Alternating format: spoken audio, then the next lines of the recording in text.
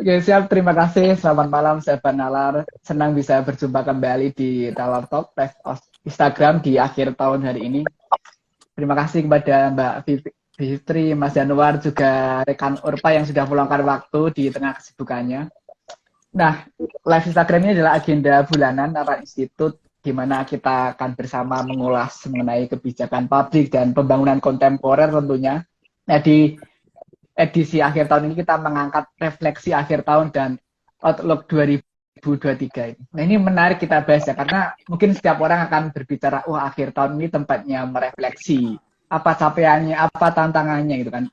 Termasuk hal ini, apa kebijakan negara. Tadi sudah diulas Mbak Bivitri, oh tiba-tiba akhir tahun Undang-Undang Cipta Kerja sudah ada turunannya itu kan, mengejutkan gitu kan. Nah, tentu tidak hanya soal kebijakan itu, kita juga melihat ya memang banyak capaian yang sudah dicapai Indonesia di selama setahun ini tentunya. Tetapi hambatan, tantangan, juga berbagai kebijakan yang perlu kita kritisi tentu juga banyak ya. Tidak hanya di hukum, ada ekonomi, sosial, lingkungan, juga teknologi, juga nilai apa yang kemudian masih relevan. Nah, pada malam hari ini kita akan membahas itu, pengalaman atau setidaknya refleksi apa yang bisa kita ambil selama setahun ini, bagaimana telah kritis kebijakan yang ada, agenda apa ke depan yang bisa kita inisiasi bersama itu. Nah, di edisi ini kita sudah kehadiran 3 pemantik yang sangat luar biasa. Ada Mas Januar Nugroho, akademisi praktisi kebijakan publik, juga ada Mbak Bivitri Susanti, akademisi praktisi yang sangat kompeten di hukum dan tata negara, saat ini aktif di dosen STHI Jentera, dan tidak ketinggalan kawan muda kita, representasi perempuan dari masyarakat adat yang kemarin menjadi delegasi Indonesia di CBD COP 15. Ada rekan Urpa Novita Joshua. Selamat malam para pemantik semuanya. Bagaimana kabarnya? Selamat malam Mas Joko, kabar baik. Baik. Malam, Bibit. Malam, Orpa. Ya. Nah, ini Selamat malam. Ya, semoga senantiasa dalam kesehatan berkah. Selamat Natal juga ya teman-teman yang merayakan, dan selamat mengakhiri tahun. Semoga ini bukan akhir untuk mengkritisi setiap kebijakan di Republik ini ya. Saya ingin memulai kepada Mas Januar. Sebenarnya apa sih bagaimana atau cara kita melihat kebijakan publik gitu? Atau bagaimana kita melihat cakrawala, oh kebijakan ini seharusnya dilihat dari kerangka ini gitu. Pembangunan tuh bisa dilihat dari pendekatan ini.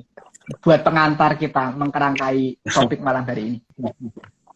Terima kasih Joko, selamat malam semuanya, Mbak Bibip, Orpa, dan teman-teman semuanya. Sebenarnya ini saya senang ini bisa bareng-bareng ngobrol akhir tahun ini ya. Kalau akhir tahun memang kita melihat ke belakang, dan kalau saya melihat ke belakang dari kacamata kebijakan publik, sebenarnya Joko, Mbak Bibi ini justru lebih tajam kalau mengulas. Saya selalu nggak pernah melewatkan tulisan-tulisan Kompas apalagi gitu ya.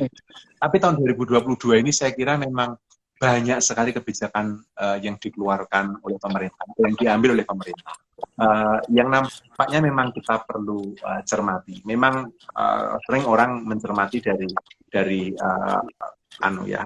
sektor gitu ya, kira-kira. Nah, saya tuh Mbak Bibip, belajar horizon scanning gitu ya Mbak ya. Nah, di dalam horizon scanning ini ada 6 aspek atau 6 dimensi.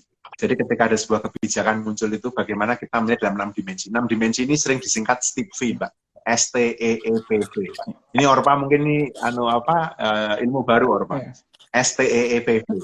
S-nya itu sosial, T-nya teknologi, E pertama adalah ekonomi, E kedua environment, lingkungan, kemudian P politics, dan V value.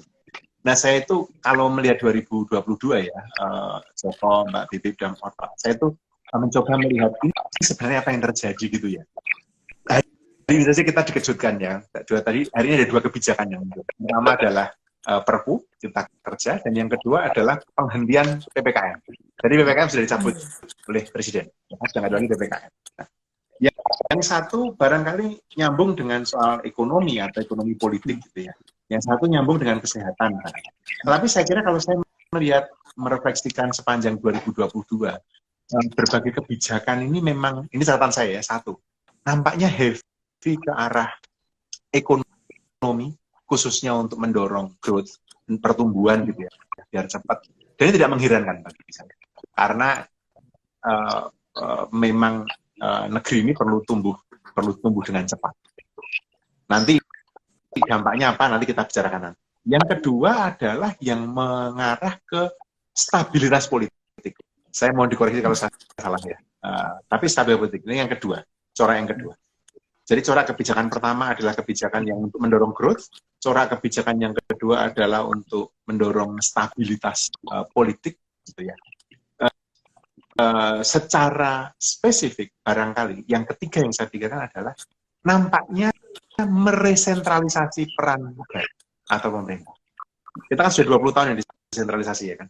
Jadi kewenangan-kewenangan itu sudah dibawa ke daerah. Tapi saya melihat kecenderungan, saya mungkin salah ya, tapi saya melihat kecenderungan apa ini dari desentralisasi lagi? Apakah ini kembali resentralisasi? Itu catatan saya. Saya mau mengantar dengan saja. Saya tuh pengennya dengerin Mbak Bibip sama Orpa ya. Malah saya itu ngomong banyak. Tapi kira-kira itu ya Mbak Bibip, pengamatan saya. Karena kebijakan yang berkaitan dengan seolah teknologi ya, seperti misalnya PDP gitu ya, benar data pribadi. Itu menurut saya tuh bukan soal teknologinya itu yang mau disasar, kan? Tapi soal the politics of technology. Atau ketika kita bicara soal lingkungan itu misalnya, transisi energi atau soal apa namanya? Saya nggak tahu, Orpa kan baru pulang kan dari COP dan kamu kan mendalami itu Orpa, ya kan? Coba kamu lihat gimana kebijakan. Tapi saya melihatnya heavy paradigmnya itu ada pada growth, ada pada stability dan resentralisasi. Mudah-mudahan saya nggak tahu salah atau benar, tapi saya berpikir mungkin bisa diperkaya. Silakan. Tadi menarik ya dari Mas Januar, setidaknya ada 2 driver utama soal ekonomi dan politik. Nah, kalau Mbak Bivitri sebenarnya apa sih kejadian atau isu atau hal yang penting selama setahun ini di bidang yang tentunya sangat strategis juga ya di demokrasi, tata negara dan HAM. Mbak Bivitri juga banyak menulis di Kompas, di Tempo, termasuk di beberapa diskusi ya, mengkritisi 3 bidang ini. Kalau direfleksi sebenarnya apa kejadian penting atau faktor pendorong atau dinamika demokrasi, tata negara dan HAM setahun ini seperti apa Mbak Bivitri? Iya, kalau bacaan besarnya saya setuju persis sekali Mas Yanuar. Saya senang banget nih ada ini ya, ada apa ya, kesamaan pandangan karena saya juga diam-diam mengagumi Mas Yanuar nih, analisisnya luar biasa dalam hal kebijakan. Loh bener loh, itu apa namanya, social network analisisnya dan lain sebagainya dari zaman dulu tuh saya baca tulisan-tulisan Mas Yanuar. Jadi saya senang sekali, saya juga punya bacaan yang serupa. Terutama tekanan saya di 2 ya, soal yang pertama dan kedua. Heavy ke arah economic growth itu, jadi pertumbuhan ekonomi, tapi kan pertanyaannya selalu at what cost gitu. Kita mau menumbuhkan ekonomi, tapi apakah pertumbuhannya betul-betul pertumbuhan dalam konteks juga pemerataan gitu. Jadi pertumbuhan yang adil gitu ya kalau kita mau kerangkakan. Dan yang kedua, stabilitas politiknya yang memang ditujukan untuk melancarkan pertumbuhan ekonomi itu. Nah, jadi pangkal soalnya memang pertumbuhan ekonomi. Dan saya kira saya sudah tulis juga beberapa kali pertanyaan besarnya kan ini pembangunan sebenarnya untuk siapa? Karena kalau pertanyaan Mas Joko tadi persis sekali. Apa sih peristiwa-peristiwa belakangan ini di 2022 yang bisa kita amati sebagai pertanda yang paling kelihatan dari bacaan saya maupun Mas Yanuar tadi. Yang paling kelihatan tentu saja cipta kerja. Jadi cipta kerja mohon jangan dilihat sebagai suatu kebijakan biasa saja, tapi ini adalah kebijakan yang sifatnya sapu jagat. Yang memang kalau kita perhatikan itu pasalnya lebih dari 1000 itu. Buat teman-teman yang mungkin belum pernah baca, saya sarankan jangan dicetak karena itu bisa berkardus-kardus kalau dicetak. Saya simpan PDF-nya saja supaya gampang kontrol F gitu ya untuk cari-cari pasal tertentu. Karena bayangkan 78 undang-undang yang diubah dengan satu saja undang-undang. Nah, jadi kita mikirnya jangan sekedar perubahan undang-undang, tapi dalam pembicaraannya Nalar Institute kan selalu kebijakannya apa. Nah, kebijakan besarnya adalah 78 undang-undang itu yang diubah kan sebenarnya kebijakan yang semuanya mengacu atau menuju pada pertumbuhan ekonomi yang memang diharapkan cepat. Jadi segala sesuatu yang dianggap menghalangi pertumbuhan itu di bypass begitu, dicarikan jalan keluar instannya, shortcutnya melalui Undang-Undang Cipta Kerja ini. Makanya dia begitu diinginkan dari awal sekali. Makanya juga meskipun 2021 itu keluarnya putusan Mahkamah Konstitusi yang tentang Undang-Undang Cipta Kerja yang menyatakan undang-undang itu inkonstitusional bersyarat, tapi banyak sekali kebijakan turunannya yang akhirnya dilaksanakan di tahun ini. Jadi tak kurang jumlahnya, mungkin nanti Orfa bisa cerita lebih banyak nih, banyaknya proyek strategis nasional yang sebenarnya daya rusak lingkungannya luar biasa. Mohon nanti dikonfirmasi nih Orfa, karena amatan kami yang dari Jakarta dan sangat mungkin jadinya informasinya kurang begitu, tapi amatan kami pun dari Jakarta dari kejauhan bisa melihat daya rusak lingkungan yang diciptakan oleh berbagai macam hal yang diterobos melalui kebijakan Undang-Undang Cipta Kerja ini. Judulnya memang ada kerja-kerjanya ya, Cipta Kerja. Tapi sebenarnya kan proyek strategis nasional, wah itu luar biasa. Yang smelter baru dibangun, kemudian kalau kita dulu ingat proyek, bukan dulu sih, masih tahun ini sebenarnya proyek di Wadas ya, dan banyak hal itu contoh konkret bagaimana Undang-Undang Cipta Kerja itu dilaksanakan dengan pemerintah mengabaikan sebenarnya putusan Mahkamah Konstitusi. Nah, bagi saya yang belajarnya hukum, ini kacau sekali ini, Mas Joko, Mas Yanuar dan Orfa, karena jadinya negara hukum kita itu seperti dianggap nggak ada gitu. Negara hukum itu kan mestinya negara hukum, kalau kita pro negara hukum kita nggak anti pembangunan, sama sekali nggak anti pembangunan. Tapi pembangunan yang seperti apa? Nah, repotnya Undang-Undang Cipta Kerja itu banyak melanggar hak asasi manusia dan merusak lingkungan dan kehidupan masyarakat adat dan seterusnya. Yang kedua, satu lagi ya, Mas Joko, saya kira yang perlu kita angkat juga itu pembangunan ibu kota Nusantara. Yang juga bahkan mau diubah juga nih undang-undangnya, karena bahkan karena katanya sih kurang laku ya bagi investor, sehingga bahkan kebijakan untuk kepemilikan hak guna bangunan itu mau diperpanjang, biasanya 30 tahun, ditawarkan mau diubah menjadi 180 tahun. Bukan soal tahun-tahunnya nih, kita nggak bicara matematika hak guna bangunan, tapi ya itu tadi, bagaimana akhirnya segala aspek yang dianggap menghambat growth, menghambat pertumbuhan ekonomi, ingin diterabas melalui peraturan perundang-undangan. Itu sedihnya jadi orang hukum, Mas Joko. Jadi semuanya diterabas karena kalau punya undang-undang kan tinggi sekali itu. Padahal undang-undangnya sebenarnya melanggar konstitusionalisme yang seharusnya pijakannya adalah pembatasan kekuasaan dan hak asasi manusia. Nah, itu gambaran besarnya dulu ya. Nanti saya kira akan menggali lebih lanjut ya, Mas Joko. Ya, terima kasih ya Mbak Bivitri. Tadi menarik sekali bagaimana sebenarnya etika hukum itu semakin tersisihkan karena kepentingan ekonomi politik, dan ya bagaimana demokrasi prosedural juga ternyata memporak-porandakan perumusan kebijakan. Nah, tadi kan Mbak Bivitri juga mengulas bagaimana implikasi lingkungan itu juga berdampak. Nah, kita juga kehadiran kawan Orpa sangat penting saya kira kita hadirkan di sini. Tidak hanya dia lahir dan besar dari masyarakat adat, tetapi juga terlibat di dalam partisipasi gerakan sosial di akar rumput yang mengenai lingkungan. Kalau menurut kawan Orpa sendiri, sejauh mana isu atau kejadian penting di lingkungan atau bahkan isu-isu krisis iklim yang selama 1 tahun ini di Indonesia, kawan Orpa? Ya, mungkin isunya saya tidak akan mengambil jauh, saya akan ambil yang ada di Papua. Di sini banyak sekali terjadi deforestasi, di mana ketika di sini banyak sekali deforestasi karena masuknya perusahaan-perusahaan sawit di Papua. Jadi mereka menebang banyak sekali pohon-pohon yang ada di Papua untuk membangun untuk membangun lahan kelapa sawit yang sangat besar. Menurut saya itu yang akan menyebabkan krisis iklim, karena di Papua hutannya sangat lebat, tapi ketika kenapa perusahaan tidak memaksimalkan lahan kelapa sawit yang sudah ada, dan kenapa harus menebang lagi, membuka lahan lagi, itu akan sangat merusak yang hidup di dalamnya, manusia maupun satwa yang ada di dalamnya. mungkin kebijakan pemerintah dibuat mungkin bisa berjalan bersama-sama dengan masyarakat, karena masyarakat saat ini yang saya rasakan, masyarakat saat ini tidak berjalan, pemerintah saat ini tidak berjalan bersama-sama dengan masyarakat, sehingga apa isu yang saya bawa di pemerintah kabupaten, dari Kabupaten Jayapura saya ke provinsi bersama organisasi, hingga saya harus bawa kasus yang ada di tanah Papua, saya bawa ke internasional, ke CBD. Kemarin sempat ditanya sama Wakil Menteri, kenapa bisa datang sampai di internasional, kenapa membawa kasus dari Papua sampai di internasional.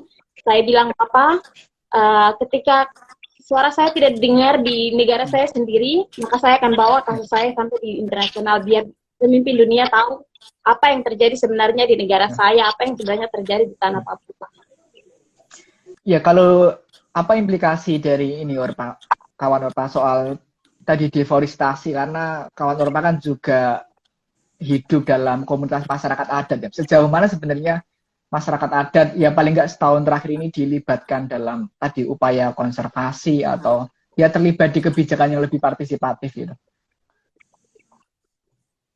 Saat ini masyarakat adat belum terlalu terlibat dalam apapun yang diambil, karena mereka hanya memberitahu sepihak, bahkan masyarakat adat tidak diajak dalam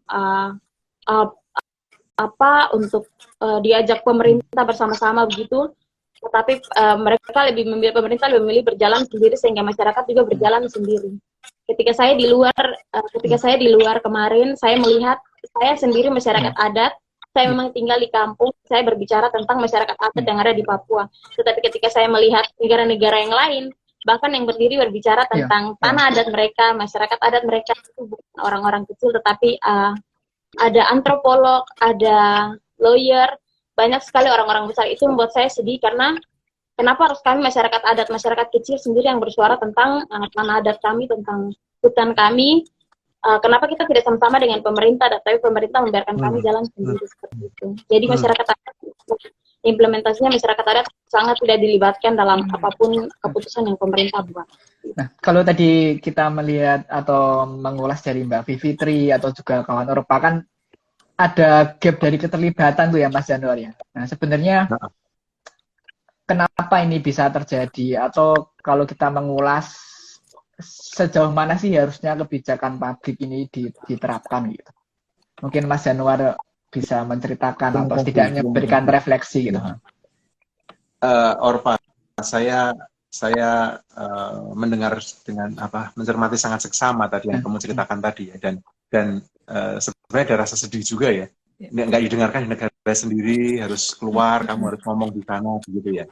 Tapi kalau tadi saya melihat kecenderungan substansi kebijakan di 2022. Sekarang saya mau mencoba melihat kecenderungan proses. Saya kira, nanti mohon koreksi ya Mbak Bibip ya. Tapi nampaknya makin banyak kebijakan yang, gimana saya mau bilang ya, pelibatan publiknya itu kok minim ya. Maksud saya, tentu kalau tadi soal growth ya, soal stabilitas itu kan substansi kebijakannya ya kan. Nah sekarang proses, kalau saya refleksikan ini tahun ini itu mungkin paling kentara ya. Tahun sebelumnya juga sudah mulai. Saya masih ingat itu Undang-Undang IKN itu cuma 43 hari pembahasan atau 42 hari malah pembahasan di DPR. Kemudian Undang-Undang Cipta Kerja penyelesaian aturan turunannya cepet banget tuh, 3 bulan atau berapa gitu saya lupa.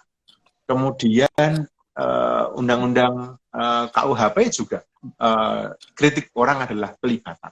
Kemudian ada entah apalagi yang lain. Tapi yang kecenderungan yang muncul ya Mbak ya, yang di dalam kepala saya kerekam adalah protesnya itu seringkali atau keberatan dari pihak masyarakat sipil adalah kok pelibatan publiknya minim. Nah, mungkin ini saat yang baik juga untuk berefleksi bahwa kebijakan publik itu tidak bisa tidak melibatkan publik, gitu loh. Ya kan?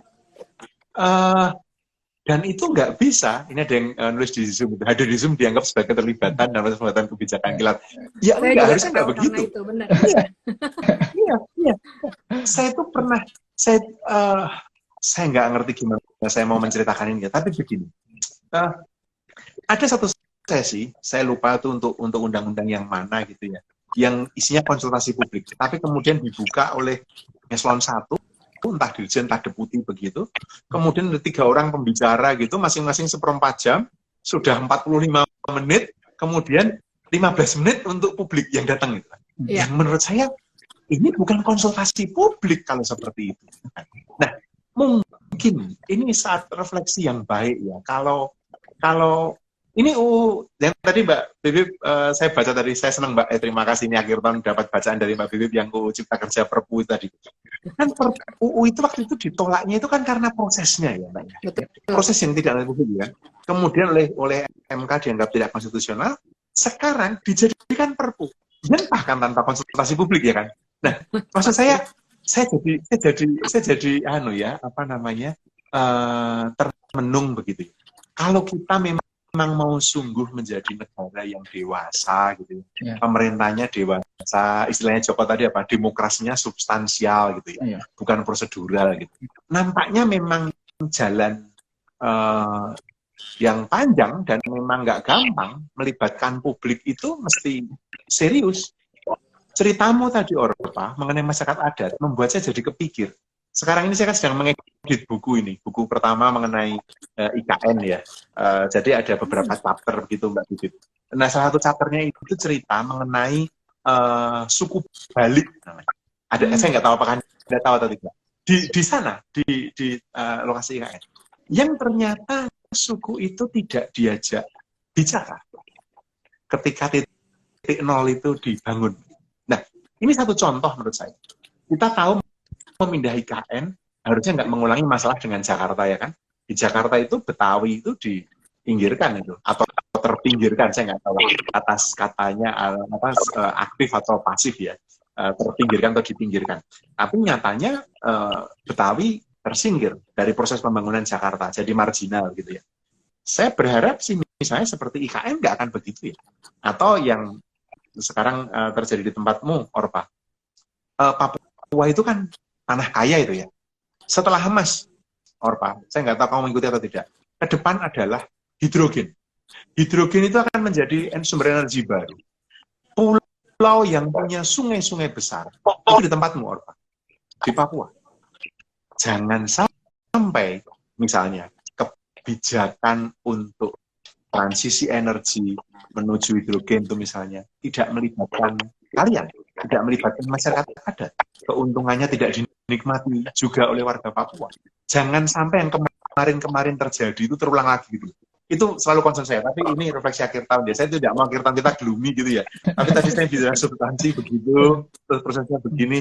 Udah, saya stop dulu aja di sini dong. Mbak Bibip gimana Mbak Bibip?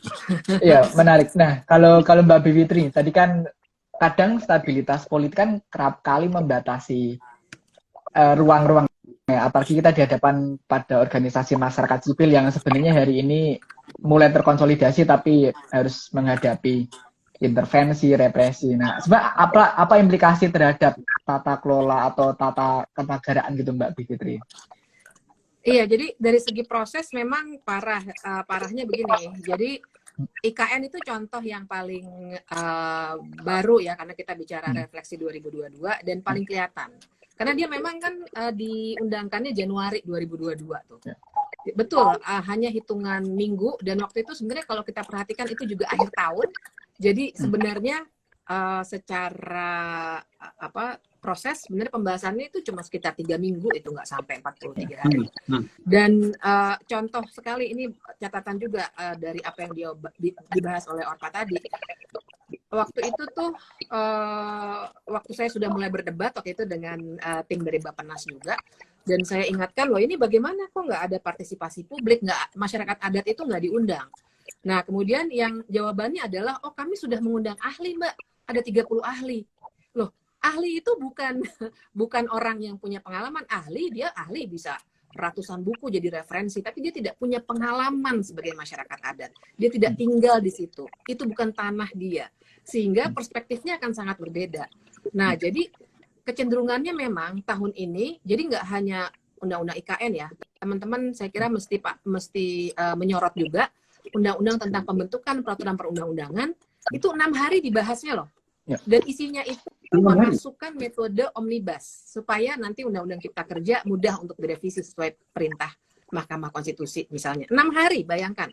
Undang-undang tentang pembentukan peraturan perundang-undangan. Nah, itu juga tekanannya adalah kami sudah ke kampus, kami sudah mengundang ahli. Padahal kampus juga kita perlu pahami, kampusnya juga pertama pasti dipilih, kampus-kampus yang dianggap sudah cukup kondusif untuk melaksanakan konsultasi publik. Kedua, yang diundang ahlinya juga dipilih. Jadi kami paham betul karena kami ada sebuah lingkaran studi begitu ya, namanya Constitutional and Administrative Law Society. Ini yang suka mengkritik. Nah, itu kami nggak ada yang diundang. Teman-teman di UGM waktu itu nggak ada yang diundang, Mas Uceng segala macam memang tidak diundang misalnya, dan seterusnya. Dan yang ketiga, persis seperti yang Mas Yanuar tadi sampaikan, metodenya itu tidak partisipatif. Jadi betul-betul hanya seperti seminar dengan 10 menit atau 15 menit terakhir tanya jawab. Apa yang disebut partisipasi dari situ? Padahal Mahkamah Konstitusi sudah memberikan catatan bahwa partisipasi itu harus bermakna, dan bermakna itu artinya ada hak untuk didengar, hak untuk dipertimbangkan, dan hak untuk mendapatkan jawaban atas masukan kita. Diberi catatan lebih lanjut, yang harus diundang adalah orang-orang yang terdampak. Jadi masyarakat adat, kemudian orang-orang yang tadinya tinggal di tanah yang mau dijadikan IKN, itu semua harusnya diundang. Tapi kan tidak. Nah, implikasinya, Mas Joko kan tadi bertanya, apa nih implikasinya pada ketatanegaraan kita? Akhirnya memang yang dibuat adalah kebijakan yang betul-betul apa yang diinginkan oleh pemerintah. Jadi kita bisa melihat, dan sebenarnya fenomena hari ini dengan keluarnya Perpu Cipta Kerja itu betul-betul menandakan seakan-akan apa yang diinginkan oleh pemerintah dan supaya tidak menimbulkan kegaduhan. Karena kan yang namanya partisipasi itu kadang-kadang dianggap gaduh saja. Kita mesti ingat dulu waktu rapat dengar pendapat umum, waktu rancangan KUHP, waktu itu masih rancangan, ada kawan saya dari PSHK yang bertanya di ruang DPR, dijawab oleh salah seorang pimpinan, dibilang intinya adalah kamu nggak usah nanya-nanya, masih untung kamu diundang di sini, bukan kewajiban kami untuk memberikan ruang partisipasi itu. Nah ini jadi sudah kelihatan gelagatnya, itu benar, itu direkam kok dalam media massa juga, di YouTube juga saya kira masih ada tuh, dihardik kawan saya itu, diomelin gitu ya, yang intinya menandakan bahwa ya partisipasi itu adalah kebaikan hati dari pembuat kebijakan.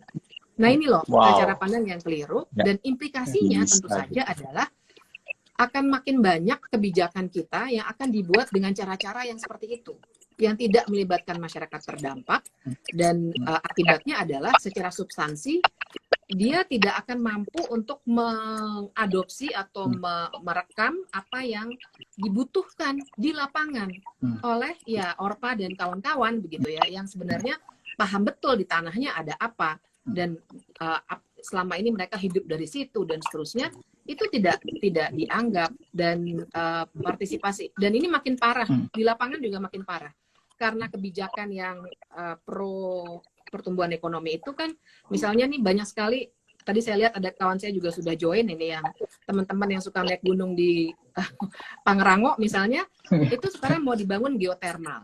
Kita bisa berdebat geotermal itu energi baru dan terbarukan atau tidak, tapi prosesnya. Jadi tiba-tiba 3 kampung sudah mulai diusir, mereka nggak tahu apa itu geotermal, makanya minta kemudian saya dan kawan-kawan datang lagi ke Pangrango, kali ini bukan untuk naik gunung tapi untuk diskusi apa itu geotermal, apa dampaknya buat mereka. Harusnya proses seperti itu dalam sebuah kebijakan wajib dilakukan, karena kan kebijakan bukan hanya untuk pembuat kebijakan, tapi justru kita ini beneficiary-nya adalah seharusnya masyarakat. Namanya banyak contoh kasus lainnya ya, proyek-proyek strategis nasional yang dilakukan persis dengan metode yang sama, karena kebijakannya sudah dibuatkan sedemikian rupa sehingga yang digusur juga gampang saja digusur, ada istilahnya itu pengadaan tanah untuk kepentingan umum. Nah, uang ganti ruginya itu sekarang gampang aja dititipkan di pengadilan, bahkan tidak perlu ada dialog dan lain sebagainya begitu. Nah, ini yang terjadi di pembuatan kebijakan di 2022 ini, dan saya khawatir sekali sistemnya jadi sudah mulai dirusak, digerogoti dari dalam, sehingga kedepannya secara ketatanegaraan ini akan jadi kebiasaan-kebiasaan kalau tidak kita kritik. Betul, Mas Joko. Menarik sekali ya, Dery. Tadi memang partisipasi bagaimana represi itu. Saya jadi ingat pesannya ini. Kemarin Mas Uceng sempat bilang ya, jangan-jangan demokrasi kita itu U-turn gitu kan. Ikut maju tapi majunya muter ke belakang gitu kan. Kayak Eropa gitu kan. Jangan-jangan seperti itu ya, nanti mungkin bisa kita refleksikan ya. Nah tadi kan Mbak Fitri juga mengulas kerap kali yang dilibatkan itu ya ahli, tapi sebenarnya dia tidak punya pengalaman praksis ya, mesti teori juga dia terlibat secara organik gitu kan. Nah kalau dari kawan Orpa sendiri, sejauh mana sebenarnya kerja-kerja gerakan dan inisiasi dari kawan Orpa dan rekan-rekan ya. Mungkin juga tadi bisa lebih disampaikan pengalaman di CBD COP itu seperti apa dinamikanya gitu. Ya, kemarin setelah saya ke CBD, nah itu untuk ketemu saya sudah di Montreal sejak tanggal 3. Di sana kita COP 15-nya itu sampai tanggal 20. Nah, saya lama di sana, tapi saya belum ketemu dengan ketua delegasi Indonesia, yaitu Bapak Wakil Menteri sendiri. Nah, hampir sampai sudah mau pulang, baru Bapak mau ketemu. Itu karena ada surat yang ada berita yang ingin diterbitkan dengan ketika kita mengatakan bahwa kalau Bapak Menteri sudah tahu kalau ada delegasi masyarakat adat dari Papua yang datang di Montreal dengan bersama-sama ikut COP 15, tetapi Bapak tidak ada inisiatif atau tidak ada membuka tangan untuk mau bertemu dengan masyarakat adat sendiri, karena kita masyarakat adat datang dari jauh. Bapak sebagai ketua delegasi harusnya mau bertemu dengan saya. Tapi ketika saya lama di sana, Bapak belum mau ketemu dengan saya. Itu kita bisa lihat saja, itulah yang terjadi kalau di luar, di mana Wakil Menteri sendiri tidak memperhatikan masyarakat adat yang ada di, kita sama-sama mengikuti suatu konferensi bersama, tetapi bahkan beliau tidak melihat kalau ada masyarakat adat dari negaranya sendiri yang sedang mengikuti di situ. Nah, itu tinggal sampai berapa hari sebelum pulang, ketika diancam dengan ada surat yang ada berita yang mau dikeluarkan bahwa ketua delegasi Indonesia tidak bertemu dengan masyarakat adat di konferensi biodiversitas. Nah, di situ Bapak mulai marah. Bapak bilang harus ketemu dengan saya, tapi kalian tunggu saja di depan pintu. Nah, di situ saya tunggu sampai Bapak datang. Saya sudah tunggu berjam-jam. Bapak datangnya jam 1, saya ketemu dengan Bapak. Di situ Bapak mukanya sudah marah sekali. Bapak cuma bertanya, kenapa datang ke sini? Kenapa harus bawa kasus kalian sampai tiba di sini? Saya sudah dengar statement kamu. Di situ Bapak bilang, nah saya bilang gini, Bapak, seandainya suara saya tidak didengar di negara saya sendiri, saya datang ke dunia internasional, saya bilang kepada pemimpin dunia yang hadir dalam konferensi biodiversitas bahwa ini yang terjadi di tanah Papua saat ini, di mana di tanah Papua diberikan izin banyak sekali pembukaan lahan kelapa sawit di tanah Papua. Padahal tujuan pemerintah datang ke sini untuk menyelamatkan keanekaragaman hayati yang ada di dalam di Indonesia sendiri. Papua termasuk dari Indonesia, berarti Indonesia harus memperhatikan Papua, provinsi Papua. Karena di dalam provinsi Papua, di hutannya itu banyak sekali keanekaragaman hayati. Bahkan di dalam speech-nya Bapak Menteri, Bapak Wakil Menteri, Bapak tidak menyebutkan sama sekali tentang masyarakat adat. Nah, di situ membuat saya tuh sedih. Bagaimana Bapak bisa hadir dalam konferensi keanekaragaman hayati, sedangkan Bapak tidak menyinggung masyarakat adat, sedangkan Bapak tahu bahwa masyarakat adat adalah penjaga asli daripada tanah yang sudah diberikan sejak dulu.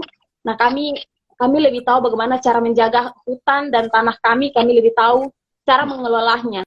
Seperti yang tadi Ibu bilang, itu tidak ada ahli yang lebih tahu, tidak ada ahli yang tahu cara merawat hutan yang sudah kami tinggal lama di situ, daripada kami masyarakat adat itu sendiri yang tahu cara merawat itu.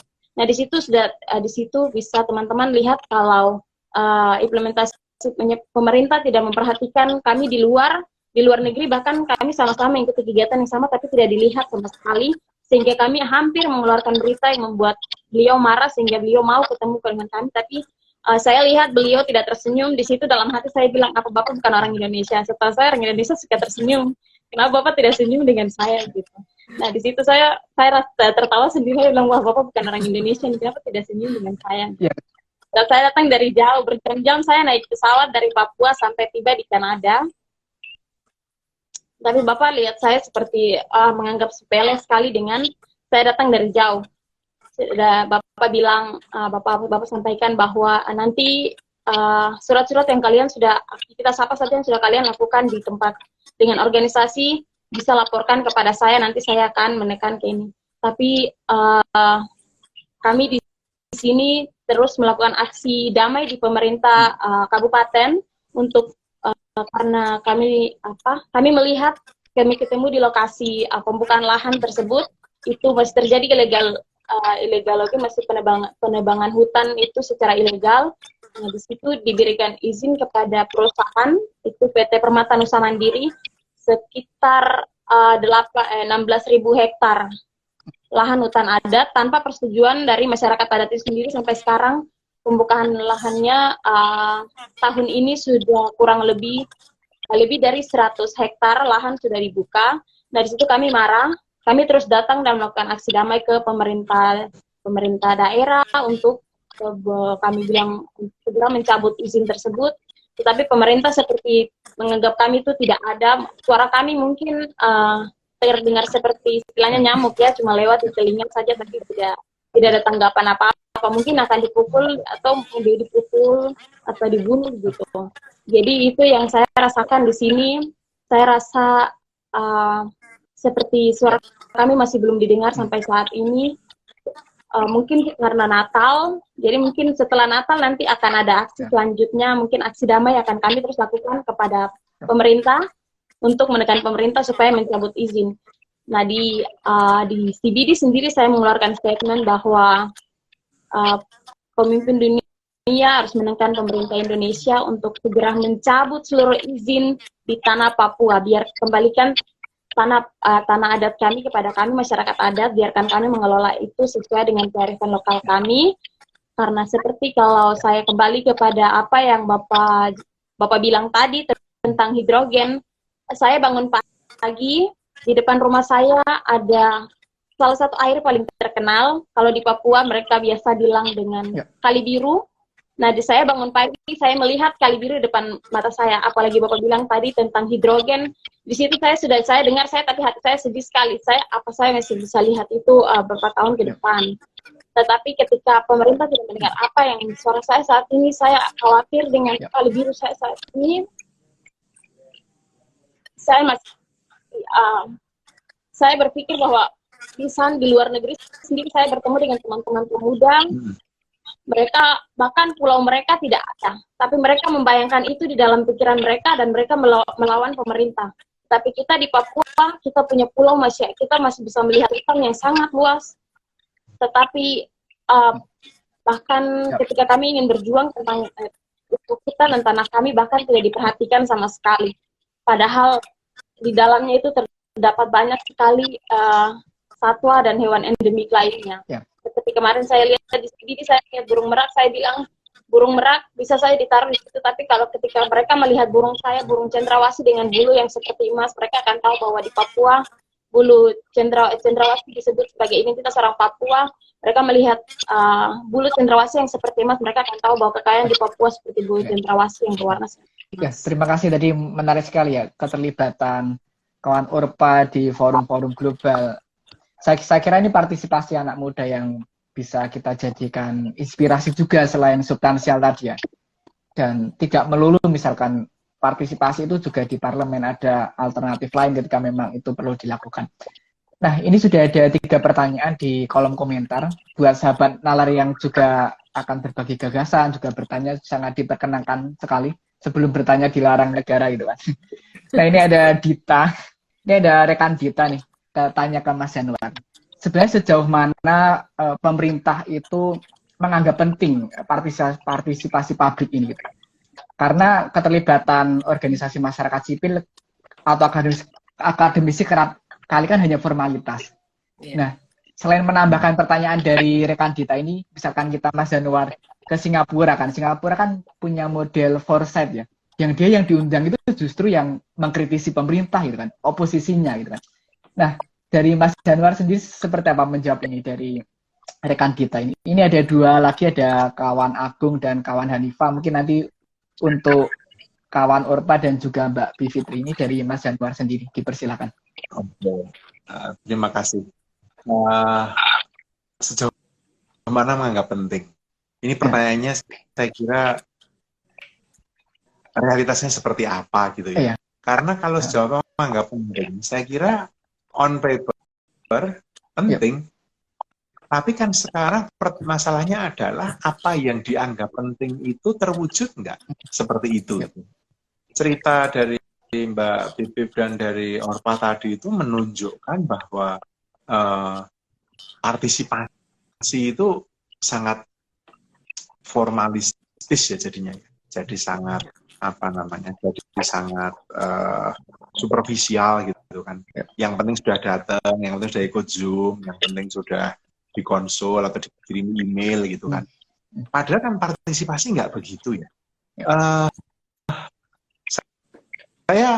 Sekali lagi saya minta maaf ini kalau kemudian terawangan saya ke depan ini jadi agak kelabu gitu ya, Mbak dan Orpa ya. Tapi kita masuk ke 2023 yang menyiapkan perhelatan politik besar 2024.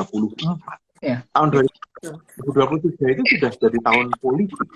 Dan dalam keadaan seperti itu, di 2023 besok, partisipasi publik dalam pembuatan kebijakan di 2023, saya kok makin ragu akan makin bermakna gitu ya. Itu yang pertama.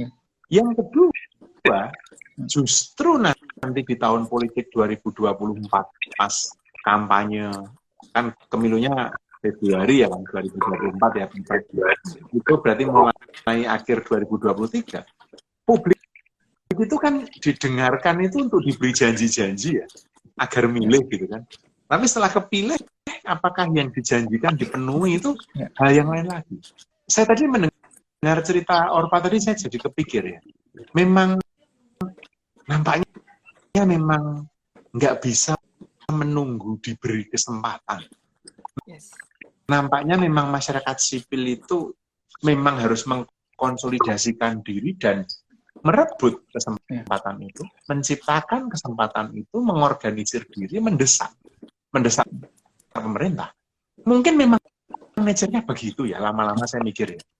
Mbak Bibip itu 15 tahun yang lalu atau 16 tahun yang lalu itu tesis doktoral saya kan tentang masyarakat sipil, Pak. Dan saya itu mencoba melihat itu.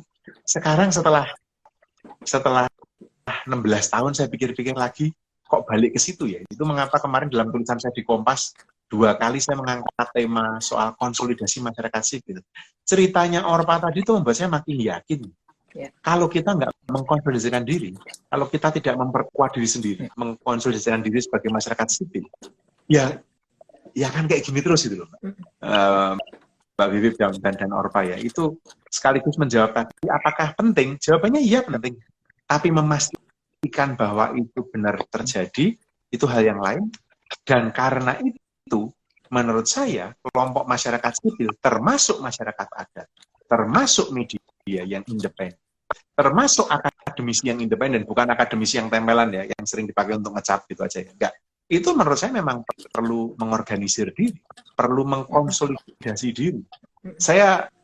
Karena saya jujur saya agak pesimis melihat situasi ini di 2023 nanti yang akan highly politicized gitu, kira-kira gitu Mbak Bibip dan Mas Joko dan Orpa. Ya, terima kasih Mas Yanuar sudah menjawab tadi pertanyaan dari kawan kita, sekaligus memantik outlook-nya 2003. Ini pertanyaan kedua ada dari Agung Alif untuk Mbak Bivitri misalnya. Jika masyarakat adat dilibatkan itu atau masyarakat adat atau publik dilibatkan, model apa yang sebenarnya itu relevan atau memadai gitu Mbak Bivitri?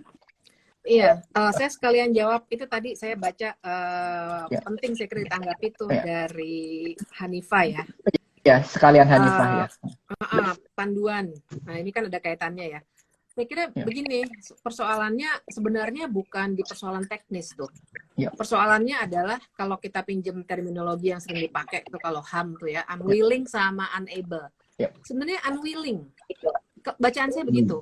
Kenapa? Karena tak kurang banyaknya, ini kan cerita pengalaman 2022 ya, tak kurang banyaknya institusi pemerintahan yang mengundang saya untuk memberikan masukan gimana sih cara melakukan partisipasi publik yang bermakna. Benar. Bahkan ada satu institusi yang tak perlu saya sebutkan, itu yang memang bikin panduan juga, Hanifah. Saya nggak manggil Mbak atau Mas karena nggak tahu ya, karena namanya nama Instagram ini. Jadi membuat panduan untuk partisipasi publik. Tapi mungkin dia akan jadi buku panduannya di tingkatan yang bawah. Maksudnya itikat baiknya kelihatannya pada generasi pembuat kebijakan yang teknisnya. Generasi kita ini kan generasi muda yang bagus-bagus menurut saya sih, keren-keren mereka ini analis kebijakan.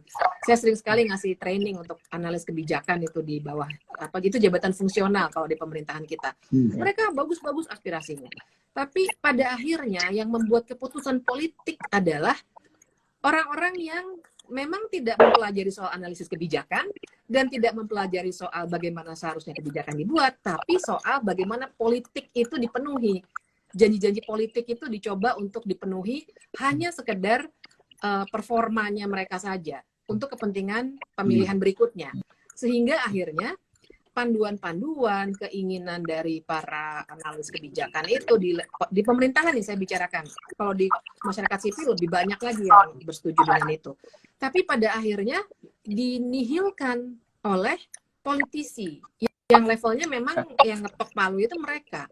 Gitu. Jadi saya kira itu yang jadi persoalan penting di ketatanegaraan kita, karena pada akhirnya kalau balik lagi tadi ya, kita berbicara soal pertumbuhan ekonomi, maka apapun yang dianggap membuat gaduh dan merusak stabilitas politik dan karenanya pertumbuhan ekonomi mungkin dianggapnya akan terhambat, itu akan diminimalkan sedapat mungkin.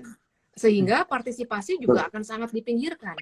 Yang terjadi hanyalah stempel-stempel itu. Tadi Mas Yanuar sudah menyebutkan kata kuncinya. Cukup banyak akademisi yang memang menurut saya sih tugasnya memberi stempel aja. Kalau kita pinjam istilahnya Romo Mangun dulu ya, intelektual kelas kambing gitu. Itu bukan istilah saya, itu istilahnya Romo Mangun dulu. Yang memang menggunakan gelar-gelarnya, dan sekarang gelar juga gampang dibeli ya Mas Yanuar ya. Honoris causa sekarang gampang betul, mau doktor mau profesor juga gampang.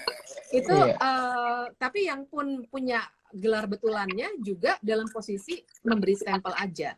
Nah, akhirnya yang dianggap partisipasi, yang dianggap sudah memenuhi yang namanya proses pembentukan kebijakan itu hanyalah ketika para ahli itu diundang. Tapi saya senang sekali dengar cerita Orpa tadi. Memang betul teman-teman yang belum pernah ke Papua harus lihat Papua itu cantiknya luar biasa. Saya dari pertama ke Papua jatuh cinta betul sama Papua. Sayangnya saya pengen ke Kartens Piramid tapi sebentar lagi akan cair ya saljunya karena krisis iklim. Dan itu semua sesungguhnya sangat bisa diminimalkan kalau ada kebijakan yang mendukung itu. Nah, ini yang nggak bisa keluar kebijakannya karena economic growth yang dibayangkan itu sebenarnya banyaknya tidak dinikmati oleh masyarakat luas, tapi hanya dinikmati oleh segelintir orang yang punya bisnis itu. Makanya kan orang-orang yang punya bisnis itulah yang kita sebut sekarang oligarki, tapi saya kira konkretnya oligarki itu kan orang-orang yang punya tangan-tangan yang sebenarnya menentukan apa isi keputusan atau kebijakan publik di negara ini. Jadi mulai dari kebijakan soal apa tuh sawit ya, kemarin tuh harga sawit kita sempat krisis minyak goreng dan lain sebagainya. Di negara yang begitu melimpah ruah dengan perkebunan kelapa sawit gitu, kemudian belum lagi krisis lain-lainnya, yang semuanya penyebabnya adalah kebijakan yang keliru. Kenapa kebijakan itu dan bagaimana kita menilai kekeliruannya? Itu kan salah satunya dengan melihat siapa sebenarnya yang mengambil keuntungan dari kebijakan-kebijakan itu.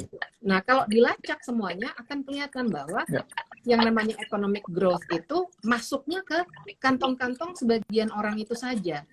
Jadinya memang partisipasi jadi dijauh-jauhkan betul. Bahkan kalau sudah ada panduannya akan diabaikan karena nanti hanya membuat gaduh saja. Jadi yang keluar dengan hari ini itu Perpu Cipta Kerja, ya saya balik lagi ke situ karena itu contoh paling konkret. Putusan MK-nya sudah ada. Putusan MK-nya itu kan teman-teman perlu paham bahwa putusan MK-nya itu memutuskan uji formil. Ada bedanya dengan uji material. Jadi MK sebenarnya bilang bahwa secara proses harus diulang. Diulangnya karena dua hal. Satu, metode omnibusnya dulu harus ada, dan itu sudah dibuatkan dalam waktu 6 hari, tadi sudah direvisi undang-undangnya. Satu lagi adalah partisipasi bermakna. Jadi, betul seandainya pemerintah bisa mengulang proses, tapi dengan partisipasi bermakna, maka putusan MK itu sudah terpenuhi. Kan Pak Mahfud kan argumennya tadi begitu pas konferensi pers. Tapi menurut saya ini belum bisa dikatakan memenuhi putusan MK, karena nggak ada partisipasinya. Perpu kok. Perpu itu pemerintah bikin sendiri, nanti begitu DPR sidang lagi, baru dibahas oleh DPR. Jadi ada fait accompli dari pemerintah. Partisipasi publiknya malah 0 kalau Perpu. Itu contoh konkretnya tuh, bagaimana memang partisipasi dipinggirkan betul, dan kenapa dikeluarkannya hari ini, hari kerja terakhir di tahun 2022, dan sampai sekarang kami, termasuk saya tanya teman-teman jurnalis, belum ada yang dapat undang-undangnya, Perpunya, padahal kalau Perpu itu kalau diundangkan, artinya harusnya sudah bisa diakses publik. Tapi sampai sekarang belum ada yang dapat. Nah, jadi ini kan sebenarnya menunjukkan itikat buruk dari pemerintah untuk menutupi sebuah kebijakan. Jadi refleksi tahun ini ditutup dengan catatan buruk, sayang sekali. Dan saya kira ini pertanda, saya setuju dengan Mas Yanuar, 2023 saya kira akan lebih parah karena kita akan ketemu lame duck legislators ya, yang mikirnya udah saya kepilih lagi nggak ya, atau gimana caranya supaya calon presiden saya nih yang jadi calon presiden beneran gitu. Jadi memang agak gelap, tapi memang harus dibincangkan. Gitu. Ya, terima kasih Mbak Bivitri, sangat lengkap sekali. Tadi sekaligus menjawab pertanyaan dari rekan Hanifara ya, soal partisipasi publik dan bagaimana sebenarnya model konsultasi itu dibuat.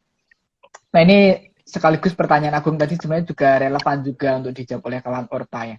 Sebenarnya kalau Orpa dan kawan-kawan masyarakat adat tuh pengennya seperti apa sih model kebijakannya itu, atau model pelibatannya itu seperti apa? Karena saya kira Orpa punya pengalaman banyak di lapangan itu, karena secara organik hadir di situ.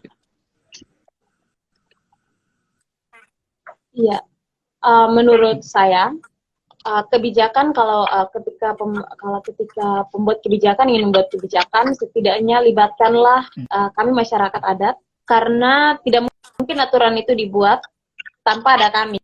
Karena tidak ada masyarakat berarti tidak ada pemerintah. Karena ada masyarakat, ada pemerintah.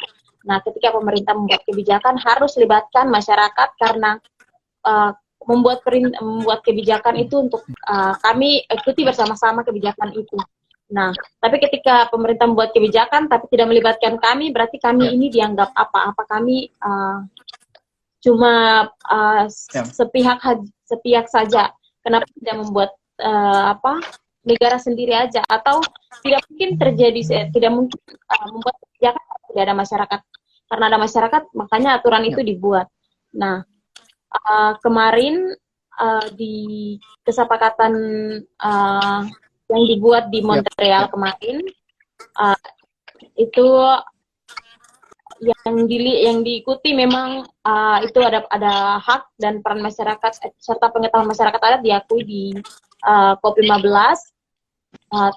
Terus tetapi dari hasil kesepakatan yang dibuat kemarin itu masih ada celah bagi industri untuk terus eksploitasi alam, mengeksploitasi alam, karena di situ ada yang dibilang salah satu skema yang dimana mereka bisa merusak, industri bisa merusak alam di suatu daerah, seperti contohnya merusak alam di Papua, tetapi mereka akan membangun ulang alam itu di hutan di Amazon, di Brasil, seperti itu.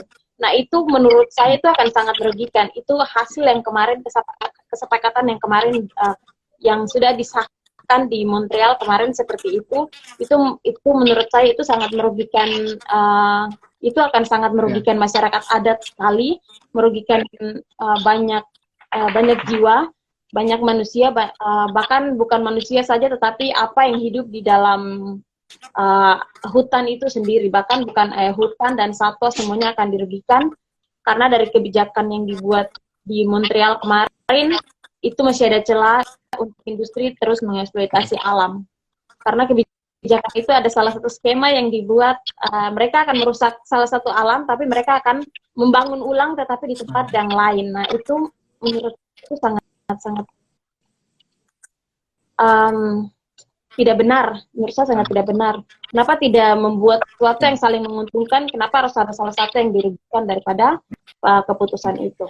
Ya, menarik tadi ya dari kawan Urpa. Tadi salah satu hasil dari COP waktu Urpa ikut ke sana. Nah, ini ada pertanyaan juga di kolom komentar. Ini supaya cocok buat Mbak Bivitri ya.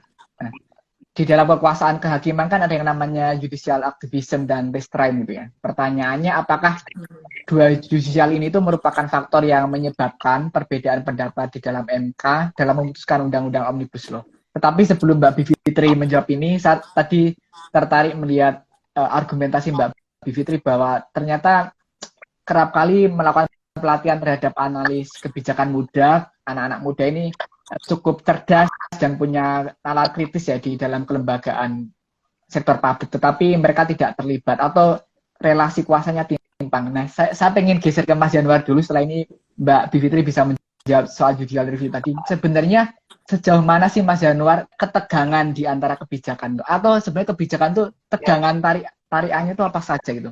Sehingga yang diceritakan Mbak Bivitri itu menjadi realitas yang hampir ditemui para umbi-umbian analis muda di sektor publik gitu. Terima kasih. Wah, ini sudah sejam ya ini ya. Wah, kita janjinya sejam. Mudah-mudahan saya akan coba jawab tepat. Tapi gini Mbak Bibip, Orpa, Mas Joko ya, dan teman-teman sekalian ya. Saya tidak ingin membuat situasi jadi lebih gloomy, tapi saya mau bicara fakta. Yang kita mau capai dengan Indonesia Maju 2045 itu narasinya sayangnya tunggal, yaitu narasi ekonomi. Kalau Anda cari di Google, apa gambaran Indonesia 2045? Adalah Indonesia sebagai negara maju. Ekonomi nomor 4 atau nomor 5 dunia. Ekonomi. Ya kan? Narasinya itu yang paling banyak muncul. Saya dikoreksi kalau saya salah. Implikasinya apa? Untuk mengejar threshold negara maju 2045, maka pertumbuhan kita minimum harus 6%, Mbak. Mengejar 6% itu, politiknya mesti stabil. Mengejar 6% itu, kepastian bisnisnya harus jelas. Jadi, jika untuk mengejar 6% itu partisipasi publik tidak perlu bermakna, so be it. Kalau untuk mengejar 6% itu demokrasi tidak substansial, so be it. Saya khawatir banget. Karena gagasan Indonesia 2045 itu tidak pernah di-unpack dari kacamata yang lain. Misalnya, Indonesia 2045 secara lingkungan kayak apa ya? Memangnya Orpa pernah ditanya atau para aktivis lingkungan? Kalau Indonesia 2045 kita menginginkan Wah, kita mau memastikan tutupan hijau itu 30% di semua kota, kita memastikan deforestasi kita sudah nol, kita memastikan bahwa reforestasi, orang ekonomi akan teriak. Loh, gimana kita bisa grow 6% kalau seperti itu lingkungannya, ya kan? Ya enggak? Ini loh menurut saya. Sama. Indonesia 2045 itu orang-orang politik melihatnya seperti apa? Orang-orang sosial melihatnya seperti apa? Menurut saya, narasi 2045 itu narasi yang sangat defisit, narasi yang sangat miskin, karena hanya ekonomi. Mumpung belum terlambat, mumpung sekarang kita sedang menyusun RPJP yang baru, ayo kita perkaya narasi itu. Pertanyaannya, saya mau nanya nih sekarang ini, Joko, saya nanya menurutnya Joko kan, kalau 2045 setelah kita pertimbangkan politik, setelah kita pertimbangkan demokrasinya substantif, masyarakat dilibatkan, publik dilibatkan, 2045 ternyata kita belum jadi negara kaya gimana? Ya berarti ya sudah skenario ABCD. Kalau menurut saya, nggak apa-apa. Kita belum jadi negara kaya 2045 nggak apa-apa. Karena negara maju, negara yang beradab, negara yang melindungi rakyatnya, bagi saya itu lebih penting ketimbang negara nomor 4 atau nomor 5 terkaya di dunia, tapi demokrasinya prosedural. Tapi masyarakat adatnya dipinggirkan atau malah mati. Tapi lingkungannya rusak. Bagi saya itu narasi yang konyol seperti itu. Jadi saya lagi ini dengan nambah gloomy nih, Mbak Bivitri dan Orva ini kalau saya lihat. Tapi melihat ke depan begitu. Nah sekarang kaitannya tadi dengan pertanyaan Joko tadi yang adalah soal kebijakan publik tadi. Ketegangan dari terakhir tarik ulurnya ya. Itu loh mengelola tegangan. Kalau tegangannya tegangan yang sifatnya substantif antara ekonomi, politik, lingkungan, sosial, itu tegangannya. Itu substansinya. Tetapi di dalam proses pembuatan kebijakan, tegangannya bagi saya 7 tahun saya ada di istana, 2 tahun di zaman Pak SBY dan 5 tahun di zaman Pak Jokowi pertama. Ada 3. 1, antara politik dan teknokratik. Apapun yang politik, itu pasti punya konsekuensi teknokratik. Apapun yang teknokratik, nambah luasan lahan atau pembukaan sawit, pasti punya implikasi politik. Tegangan pertama. Tegangan kedua, substansi komunikasi. Apa yang substantif itu mesti bisa dikomunikasikan dengan baik ke publik. Publik nggak akan bisa diajak berkomunikasi kalau dia tidak paham substansinya. Cerita Mbak Bibip tadi itu penting banget mengenai undang-undang kita kerja.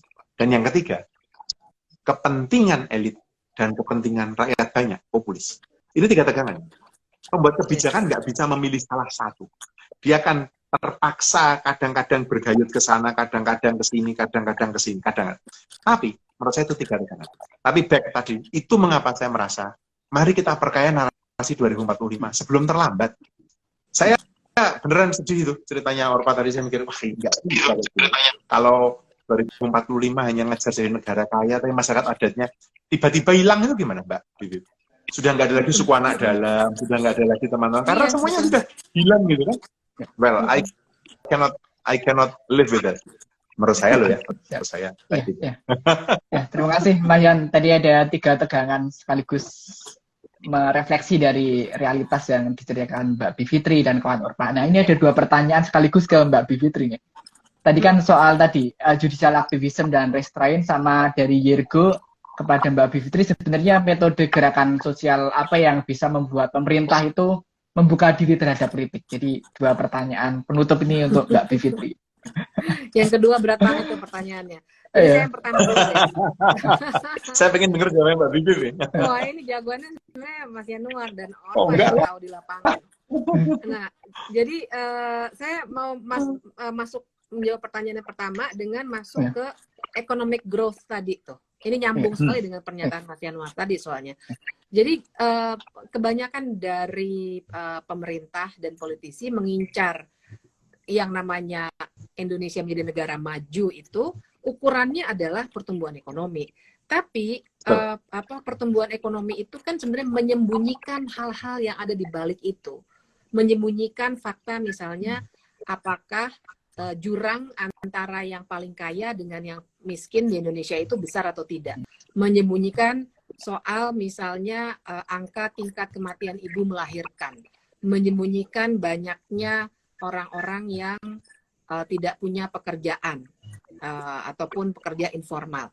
Begitu banyak yang disembunyikan kalau pegangan kita memang hanya statistik yang dipakai itu biasanya GDP itu ya, yang hitung-hitungannya ekspor impor. Jadi memang menyembunyikan hal-hal di balik itu. Makanya sudah banyak kritik kan dari zaman dulu. Amartya Sen sudah membicarakan bahwa ini ada yang namanya human development, kita harus lihat apa di balik statistik itu. Nah, tapi sayangnya di narasi di kita itu, menyambung Mas Yanuar tadi, masih di cara pandang yang lama itu yang sebenarnya sudah ditinggalkan bahkan oleh negara-negara yang katanya maju. Nah, jadi saya sendiri bukan tidak belajar ekonomi, belajarnya hukum terus-terusan. Tapi saya mendengar misalnya dari sebuah diskusi dengan para ekonom bahwa Gini rasio kita itu, Gini rasio itu apa ya, semacam rasio perbandingan antara yang paling kaya dengan yang miskin di Indonesia itu sudah tinggi sekali, 0,8. 0,5 saja itu berarti gapnya udah kejauhan antara yang paling kaya dengan yang miskin. Kita udah 0,8 loh, kawan-kawan. Mohon dicek, tapi hitungannya beda-beda antara yang resmi dari pemerintah dengan yang independen begitu ya. Tapi itu yang data yang saya dapat. Itu sebagai contoh saja bagaimana pertumbuhan ekonomi ini disalah pahami sebenarnya. Nah, padahal saya ke pertanyaannya Mas Joko tadi, kita sebenarnya di konstitusi kita jelas dibilangnya kita ini ingin mendorong sebuah keadilan sosial bagi seluruh rakyat Indonesia, bukan hanya bagi sebagian orang. Nah, untuk mengejar pertumbuhan ekonomi yang 6% tadi disebutkan oleh Mas Yanuar, akhirnya semua institusi negara dilemahkan. Jadi tadi pertanyaannya Mas Joko kan judicial activism versus judicial restraint. Jadi buat teman-teman yang mungkin perlu pendalaman lebih banyak, jadi ada pandangan bahwa sebenarnya pengadilan itu dalam konteks kita beratnya ke Mahkamah Konstitusi ya, itu seharusnya bisa punya aktivisme untuk menjaga supaya kebijakan itu dibuat betul-betul sesuai konstitusi. Konstitusi kita baik loh teman-teman. Pasal HAM-nya baik, pembatasan kekuasaannya baik, dan seterusnya. Nah, jadi sudah dilemahkan semua, dan kalau teman-teman perhatikan belakangan ini ada satu hakim yang dicopot di tengah jalan, digantikan langsung, dan teman-teman jangan ngelihat itu semata-mata mencopot satu orang hakim, tapi itu adalah serangan pada lembaga Mahkamah Konstitusi. Jadi makanya percaya diri sekali pemerintah belakangan ini untuk bilang kalau nggak setuju KUHP bawa ke MK, nggak setuju Perpu Cipta Kerja bawa ke MK. Begitu percaya diri karena memang MK-nya sudah dilemahkan juga. Jadi kalau tadi dalam pernyataan saya belakangan ini demokrasi sudah dibajak dengan culas, itu yang dilakukan culas sekali untuk membuat institusi-institusi demokrasi itu lemah, mulai dari Mahkamah Konstitusi, tapi juga masyarakat sipil yang dilemahkan. Nah ini mungkin bisa masuk ke pertanyaan kedua tuh. Sehingga kalau pertanyaannya gerakan sosial seperti apa, kalau saya sih sudah dalam posisi bahwa kita nggak bisa berharap pada institusi-institusi formal. Jadi saya cukup yakin Orpa dan kawan-kawan harus turun ke jalan, harus memberitakan ke dunia internasional, karena ruang-ruang yang harusnya ada dalam negara kita ditutup, teman-teman. Jadi sudah banyak sampai camping di depan DPR gitu ya, terus Orpa dan kawan-kawan ada aksi-aksi damai semua loh itu. Tapi kan dipandangnya nggak boleh ada aksi sama sekali, apalagi di Papua. Takut betul dengan apapun yang terjadi di Papua ya pemerintah kita. Itu ditutup semua, sehingga akhirnya memang harus ada gerakan sosial yang bukan dalam arti sekali demonstrasi ya teman-teman. Gerakan sosial itu nggak bisa dimaknai dengan satu kali demonstrasi itu adalah gerakan sosial, nggak bisa. Memang mesti kita bangun pelan-pelan, dan kita bisa mulai dari narasi untuk membongkar hal-hal yang keliru tadi gitu. Jadi barangkali saya mau karena nanti bisa panjang nih kalau bicara gerakan sosial, tapi barangkali saya bisa membungkusnya dengan mengatakan bahwa kita mulai membicarakan ini secara kritis saja itu adalah sebuah awal sekali, jangan cepat puas. Jadi kita gaungkan terus kritik ini, kita lebarkan, jangan puas dengan hanya hadir di Zoom atau di Instagram, ini bagus untuk awal. Tapi kita harus mulai merebut ruang-ruang itu. Jangan nunggu sampai ada apa siaran-siaran dari DPR, kita berpartisipasi di situ, itu nanti biasanya sih percuma. Jadinya cuma stempel aja, oh kami sudah partisipatif gitu. Jadi memang harus ada pendidikan kritis yang perlu diberikan, terutama juga kepada teman-teman yang kerja di lapangan seperti Orpa dan kawan-kawan, supaya nanti bisa lebih kuat untuk menceritakan hal yang terjadi di lapangan. Nah itu saya berhenti di situ dulu tuh, Mas Joko, karena waktunya ya saya juga sambil melihat jam ini. Iya. Ya, terima kasih penjelasan Mbak Bivitri, sangat komprehensif sekali. Ini sekaligus menutup sesi tanya jawab. Terima kasih kepada teman-teman kawan-kawan yang sudah berpartisipasi. Tadi banyak sekali pertanyaan, hampir 9 pertanyaan, dan sudah kita diskusikan. Saya persilakan kepada kawan Orpa, mungkin ada aspirasi atau closing statement atau pesan kunci yang akan disampaikan ke teman-teman gitu. Ya, mungkin yang saya ingin sampaikan kepada teman-teman semua tentang apa yang terjadi di Indonesia. Teman-teman harus tahu bahwa di Papua sendiri 50% yang ada hutan di Indonesia yaitu ada di Papua, 50%-nya lagi tersisa di Kalimantan dan Sumatera. Ini bisa menjadi perhatian kita bersama teman-teman semua, karena penting sekali kita menjaga hutan, lingkungan kita tidak bisa kita bilang kita tidak bisa mendorong orang lain untuk menjaganya, tapi kita mulai dari diri kita sendiri. Kita harus siap untuk mau menjaga.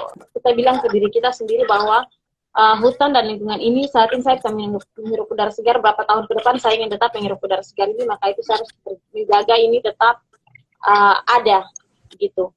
Saya ingin teman-teman semua kita harus bersama-sama kita menjaga apa yang sudah ada tanpa kita harus merusaknya. Apapun yang terjadi, tidak ada yang bisa menjaga itu lebih baik daripada kita sendiri. Kita mulai dari diri kita sendiri. Ya, terima kasih.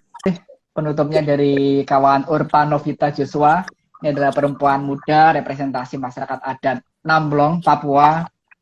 Representasi perempuan dan anak muda sekaligus delegasi CBD COP itu.